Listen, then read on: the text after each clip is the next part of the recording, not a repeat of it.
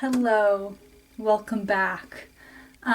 Welcome back for me, honestly. Welcome back to doing this. It is July 3rd. I think it's a Thursday. I have off, so the days are kind of morphing into one. I think it's Thursday today. And I've been gone for a while because the US went to war with my country.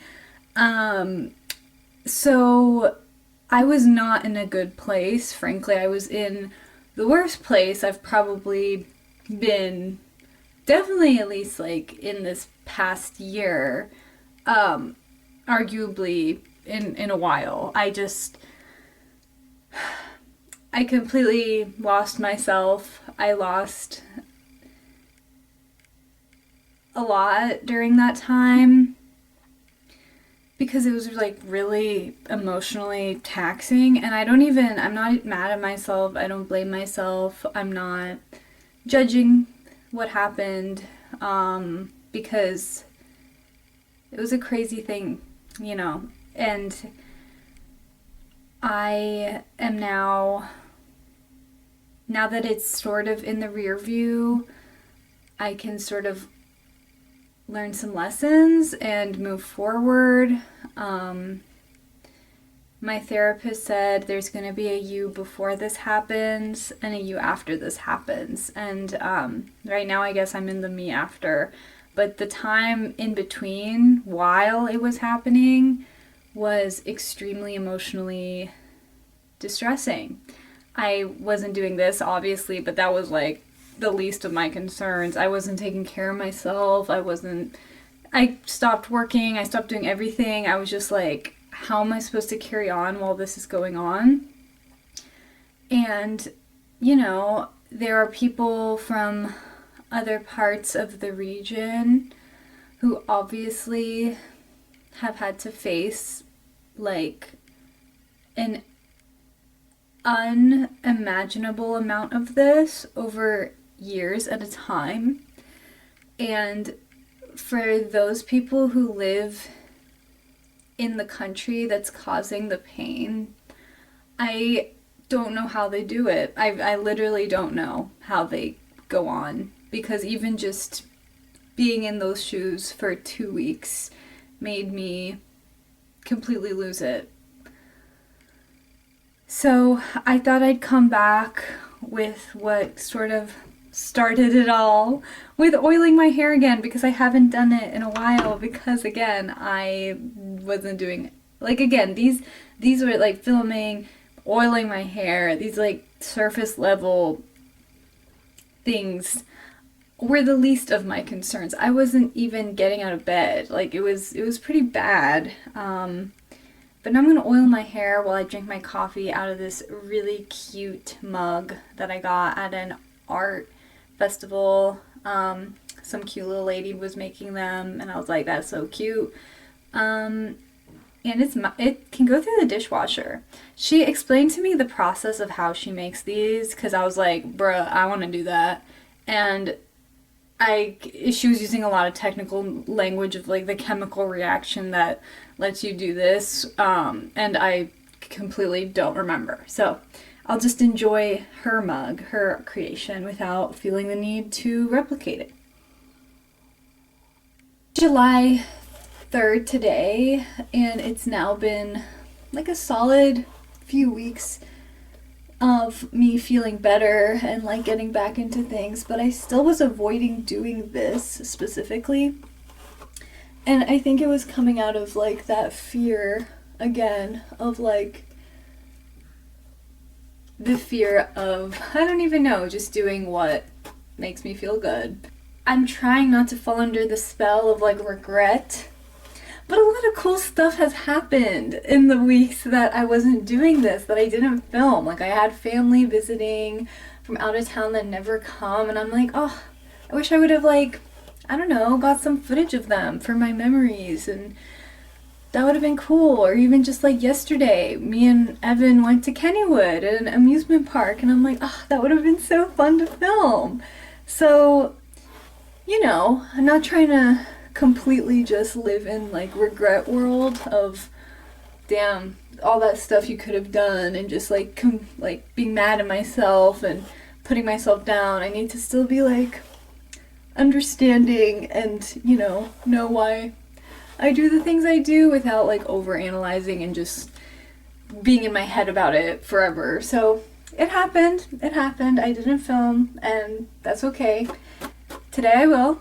And that's more important. Today I will. Today I just want to get some like self maintenance, self-care stuff. Self-care stuff out of the way, and I also want to try baking something, which for me is super intimidating because I am not good at it.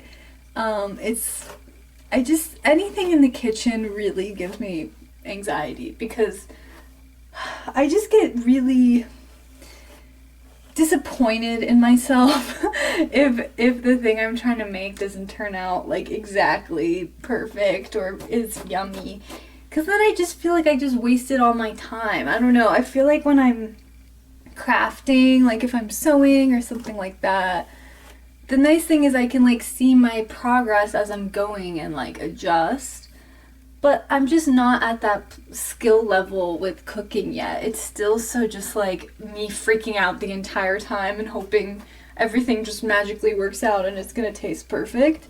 And it usually doesn't. So I'm gonna try to make a like lemon bread situation, not like a loaf, like a lemon loaf, which doesn't look too complicated, but I'm nervous, but it'll be fine. And while I wasn't filming, is I have a little herb situation growing outside. I have basil and oregano, which when I bought it from the farmer's market, I thought it was mint, and the lady told me it was mint, but it's 100% oregano. And my mom gave me some of her mint from her garden, so I do have mint, despite, so I kind of accidentally got oregano. I wasn't planning on it. I don't know how oregano grows, but we'll see. So yeah, I'm gonna use some fresh mint from our little herbs outside and put that in the loaf as well.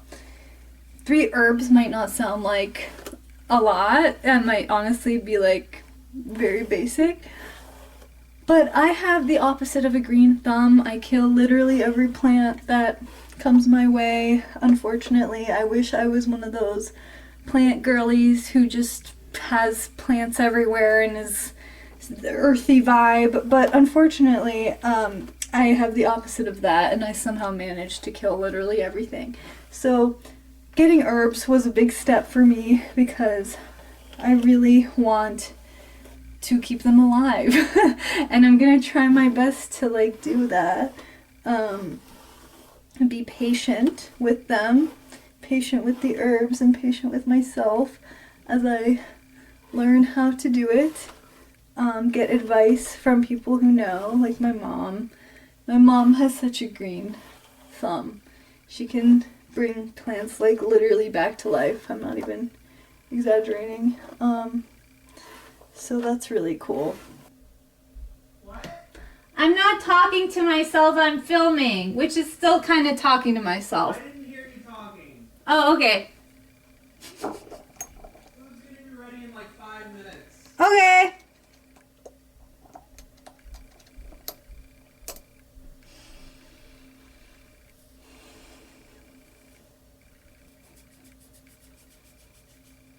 Another thing I did that I'm proud of myself is I hand sewed a little potpourri bag.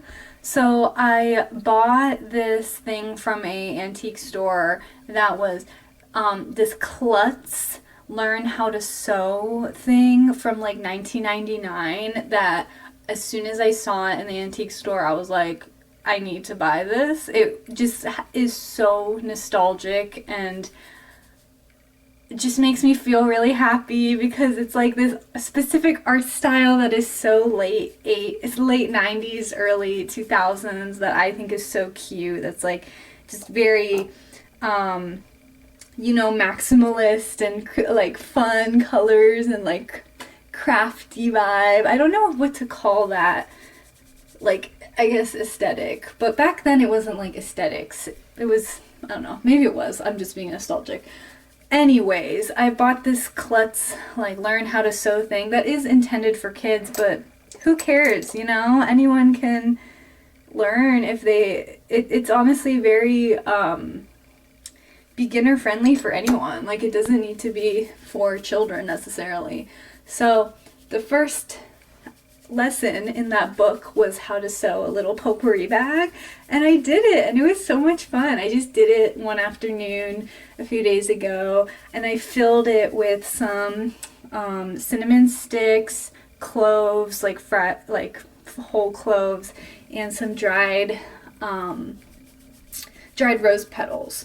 And I filled it up after I sewed it, and I put it in the downstairs bathroom, and it really I'm like surprised that a potpourri bag did what a potpourri bag is supposed to do, but it really did make the bathroom smell really good, and it still smells good. So that was really fun, and again, proud of myself. I know it's not much. It's literally a little potpourri bag that I threw together, but I made it, it's something I made, so I'm very proud of it. And I kind of did that as like a small baby step to get back into sewing, because that's something I've been wanting to do but been putting off. And I actually took my sewing machine to a repair shop, a sewing machine repair shop, to get it maintenance so I can do some sewing again. I don't want to say this in case it doesn't happen, but maybe I need to manifest it and actually make myself.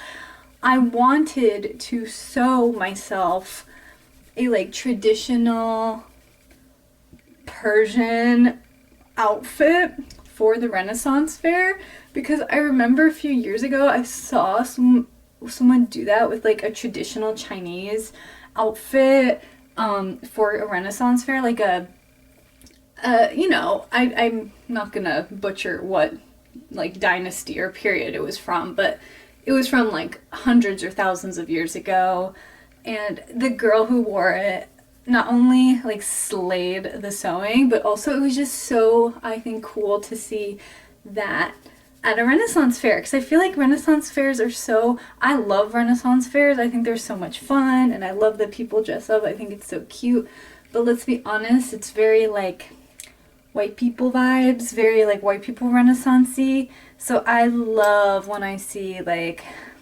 brown and black girlies doing their cute little fairy outfits and everything. But I just thought it'd be cool to, represent my people a little bit and do like a cute little, like traditional Persian outfit.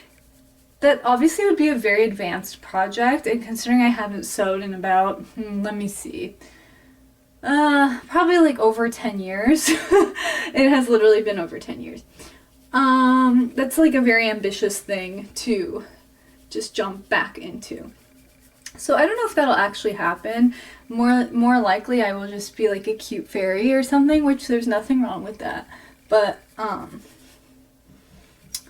that's my like goal, or like something I've been like fantasizing doing.